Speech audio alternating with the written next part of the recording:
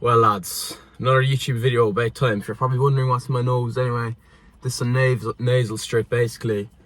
I was just in the gym there doing an anterior workout. Pretty much better breathe flow, better bracing. Maybe a lot of it's placebo effect. You also kind of look fucking cool in the gym, I can't lie, with one of these on. Might be a bit of placebo effect, but I feel like I can brace way better during my sets when my airways are opened up.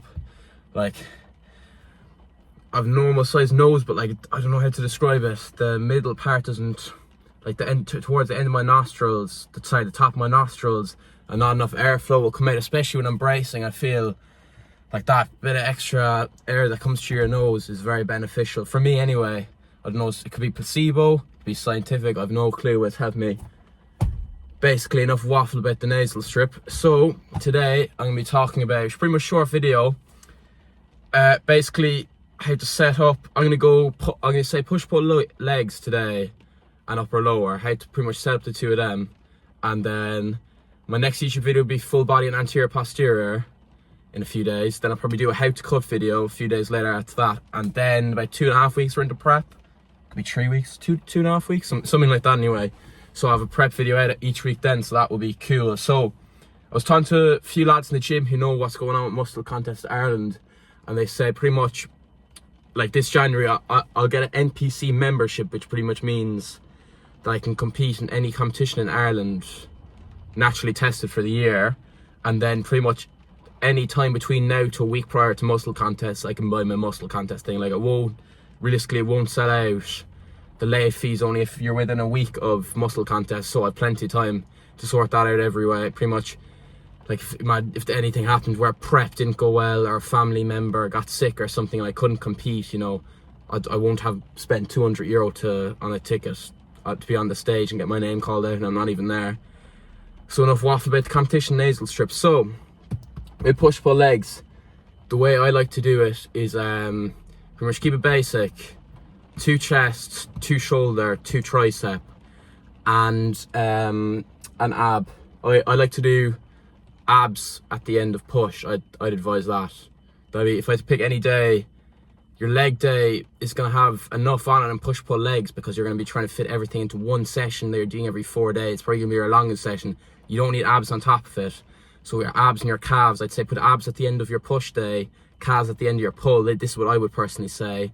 And then legs with just hams, glutes, quads, adductors, pretty much your basic stuff. No abs and calves and that. And what I would say is I'd run it like, personally, whichever's more of a strong point, your push, your pull, you go first, then you go legs and your weak point. So for me, my posterior side is much more developed than my anterior side, my pushing side. So my pulling side is way more developed than my pushing side. So what I would do is push, legs, pull, rest. And if someone's anterior side, like their chest and shoulders are huge and their back was lacking, I'd go pull, legs, push, rest. And I think a lot of people do push, pull, legs. Sorry, the camera's falling now. A lot of people do Jesus Christ. Alright, sorry there for the camera difficulties. So a lot of people do push, pull, legs, but I think your legs can be, especially after 2 days of accumulating a load of CNS fatigue, blah blah blah. I know it's inside science saying that, but man, I'd personally say put legs your second, weak point, strong point, and then push and pull either side of it depending on your strong point. So for chest, I'd start with chest and push because my weak point. Pretty much your chest, shoulders and triceps, and then abs last or first if they're a weak point. Pretty much up to you. If you don't feel like your abs are a weak point and they don't interfere with any of your pressing, put your abs first. So pretty much from chest, shoulders, triceps, weakest to strongest, I would put your isolations, because if your triceps are a lot weaker than your chest and you start doing a JM press or something before your chest, that's gonna really affect your chest pressing and stuff. So what I would do personally, I know a lot of people like doing compounds first, is chest, shoulders, triceps, because that's in order of weakest to strongest. So pretty much weakest first, least, strongest last in the order, and then the middle one. So for me, my chest being my weakest, my shoulders are alright, my triceps are huge. So I'm gonna go chest, shoulders, triceps, so 2 sets of an isolation movement. So I go pec deck, lateral raise, like pretty much it could be a pullover, an anterior pullover for your long head, or a single arm tricep cuff push then, and then bam, back to chest. I'd go any sort of, and then because I did a pec deck first, which is a mid pec, I do an incline press as my 4th movement for 2 sets, then a shoulder press my 5th movement for 2 sets, and then a JM press last. So yeah, like basically if you are going to do triceps or shoulders before chest, I would go, this is how I would do it. So you do your lateral raise, then you do your single arm cuff push then or whatever for your triceps, and then I do a chest fly before I go into the JM press. Because if you're doing a chest press after a JM press, it's really going to affect how much you can do on that chest press, even though it's your strong point. So at least if you are going to do a JM press or a shoulder press before a chest press, I would at least advise doing a pec deck before you do a tricep or shoulder compound, and vice versa, if you understand what I mean by that. So basically, if you are going to do chest last or chest second, just make sure you've your chest like isolation before JM presses and shoulder press. That's what I'd say anyway. It's basically, I'd go, so for my full session, because I'm probably waffling on a bit too long for this now, I'd go pec deck, mid pec, lateral raise, side delta isolation, cuff push down long head, then I go back to chest, incline chest press, shoulder press for your front delt, and then a tricep compound for your lateral medial head. All 2 sets each, so that's what's 12 sets, plus abs 14 sets. So that's basically push. And then pull, pretty much, this is really up to you. What I would say is I'd have 3 sets of lats and 2 to 3 sets of upper back. And you can spread that out towards, you could do 2 sets of a frontal pull down if you want, and 1 set of a low row. Or you could do 1 set of a Keenan flap and 2 sets of a fucking lat pullover. Pretty much 3 sets of lats, as long as you've 1 set of at least either frontal plane and sagittal plane pull. So you could do 1 set of frontal and 2 of sagittal, so pretty much 1 lower lat bias and 2 upper lat bias, or vice versa, and do 2 lower lat bias and 1 upper lat bias. Pretty much, as long as you do around 3 sets, you should be good. You can do 3 different lat movements, 1 set each if you want. Or you can do, I'd say do at least 2, so then you could do 2 sagittal sets of a row, and then 1 set of a Keenan flap or a pull down for your frontal plane lower lat movement. And then for upper back, what I would say is if it's a weak point, I'd do a shrug, 2 sets of a shrug and 1 set of a rear delt fly. And if it's a strong point, what I would advise is just 2 sets of an upper back row. So personally for me, I'd go 1 set frontal plane pull down, because you're going to involve a small bit upper back with that. You're kind of bit of your rhomboids, kind of your teres major or minor anyway, and your lower lats. Then if pretty much depending on weak point or strong point, if it's your strong point, I go 2 sets of T-bar then, and then your second lat movement, which would be your 3rd exercise, so like a sagittal plane, pull over, a row or anything. So you've pretty much done 1 set frontal, 2 sets of a T-bar row or a kelso shrug, depending on if it's a strong point or weak point, and then 2 sets of a sagittal plane, which is pretty much a row or something like that.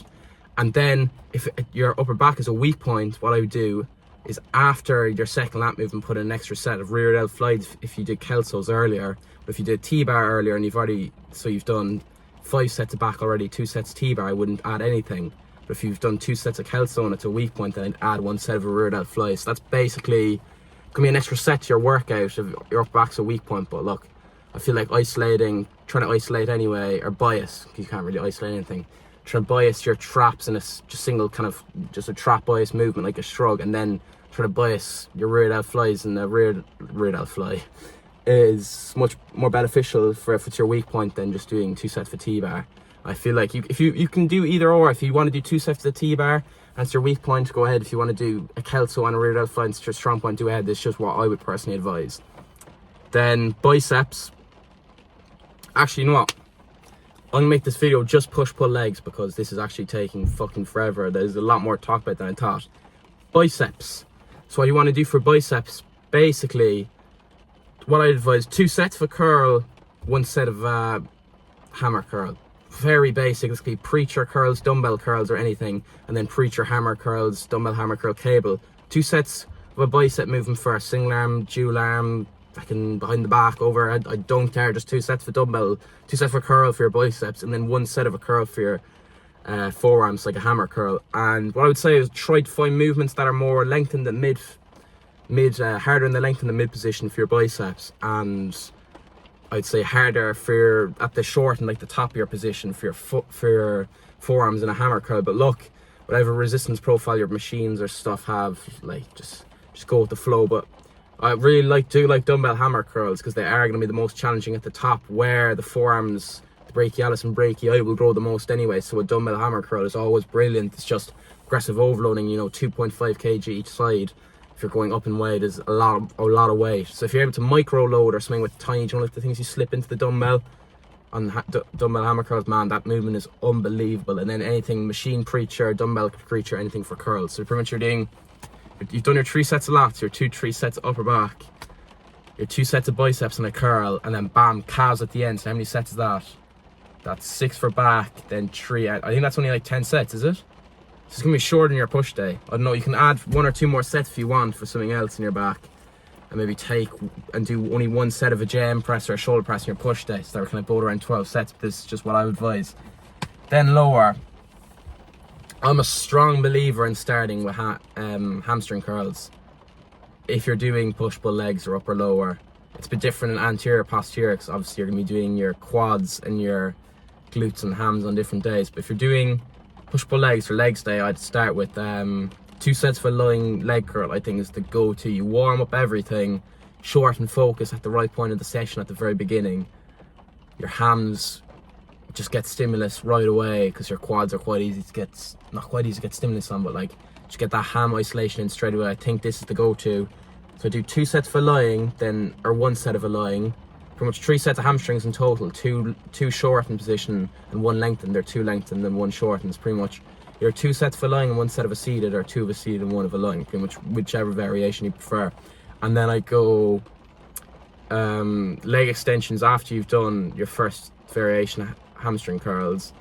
Then after you've done your leg extensions, 2 sets of leg extensions, I do 1 set of an adductor and then 1 set of a quad compound, so like a leg press or something.